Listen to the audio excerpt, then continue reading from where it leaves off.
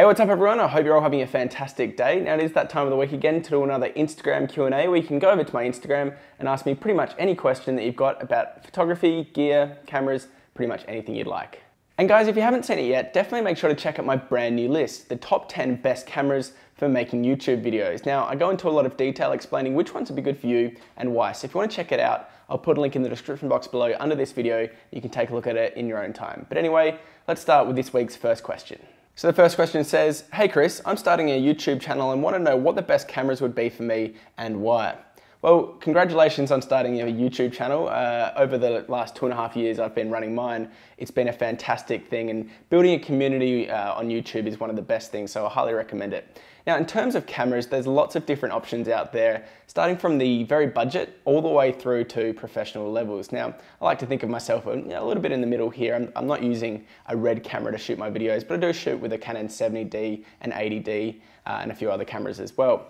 Now, starting off, there's the very first option that you could use, which is your phone. Now, this might seem like not the best option because it's just a phone camera, but if you've got something like an iPhone 5 and above, or even some of the Samsung Galaxy phones, you're really going to be able to get some really good quality. You can also use something like a webcam, the one from Logitech, I think it's a C920 or something like that. That's a fantastic camera as well, and I highly recommend that as well. But if you do want to look into something like using a DSLR, which will allow you to get slightly better video quality, you could look at a couple of the brand new cameras that Canon have released, like the Canon 1300D or Canon T6, or even the Nikon D3400, which just got released as well. Both of these are really good cameras. These ones here don't have flip out screens, which is something that you might want to look into. So if you do want a flip out screen, you could look into something like a Canon T3i and above, so maybe a T4i, T5i. But if you're going to be doing vlogging, one of the best cameras that I could recommend is this one here. It's the Canon G7x. Now this one here does have a flip out screen, which can be a really useful thing, especially if you want to be able to see yourself when you're recording. So there are a lot of different options. DSLRs can be a little bit more tricky to use, especially if you've never used a DSLR before. If you want the easiest kind of way to get started, I'd look at something like the Canon G7x or even the Canon S120. But if you absolutely just want to get started, which is something I'd recommend, don't worry too much about the quality, use your phone, and that's the best way to get started. By the way guys, if you'd like me to make a full video on the best YouTube equipment that you can get when you're starting up, let me know by leaving a thumbs up and I'll try and make it for you. So the next question says, I just bought a Canon 70D with the 18-135mm and also the 50mm f1.8. What other lenses do you think I'd need for general photography? Well, they're two really good lenses and probably the lenses that I would have recommended anyway.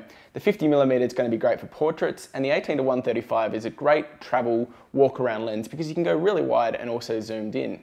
Now the only other lenses that I'd probably recommend, because you covered pretty well there, is the 10-18mm STM lens, because that's going to allow you to get really wide. Now if you do like to take any kind of architectural shots or really wide landscape shots, that can be a great lens right there. And also the 85mm f1.8. If you do want to step up your portrait game and get even nicer shots, that's probably the lens I'd recommend, but I think you're pretty well covered there with those two lenses. So the next question says, hi Chris, how are you doing? I've just ordered a brand new Canon 1200D and I'm really curious about it. Can you do a review on it, please? Well, congratulations on getting the Canon 1200D. It's a great beginner's camera and I'm sure you're going to learn really well with it. In terms of doing a review on it, I probably won't be doing a review on it, but if you want to see something quite similar, I did do a review on the Canon 1300D, which is the next year's model. It's going to be quite similar as well. So if you just want to check on my channel, I'm sure you'll be able to find it, but good luck with your photography journey. So next up, we've got a question saying, hi Chris, what kit would you buy with $1,000? That's a really good question, and I'm not exactly sure just yet, but generally I would not spend as much money on the DSLR body as I would for the lenses and also the stability. So in terms of a tripod, I'd probably get a tripod for around about $100. You do want to get a pretty good tripod because they can be a little bit flimsy if you go too cheap. In terms of lenses, I might go something like the Canon 50mm f1.8 STM and maybe the Nikon 50mm f1.8 if I was going to choose that. I'd also get a lens like the Canon 18-135 or even the 18-55 for a little bit of versatility. And then in terms of a body, maybe I'd go for a used camera like a Canon T3i or a Canon T4i because that's going to perform just as well as the newer bodies, and then you're going to have a little bit more money left over for something like a microphone if you want to do video work. But if you guys would like me to do a full video on the best $1,000 budget kit, let me know by leaving a thumbs up on this video. Next up, we've got a question saying, which is better, the Canon 75-300 or the Tamron 70-300? That's a good question. For me, I would probably stick with Canon. I do like Tamron, they do make a couple of really good lenses, but I've always found that Canon do produce their colors a little bit better. You are obviously going to get slightly longer range with the Tamron because it's a 70mm compared to a 75mm, but I'd probably go with a Canon. And we've got a question saying mirrorless or DSLR, which one do you like better?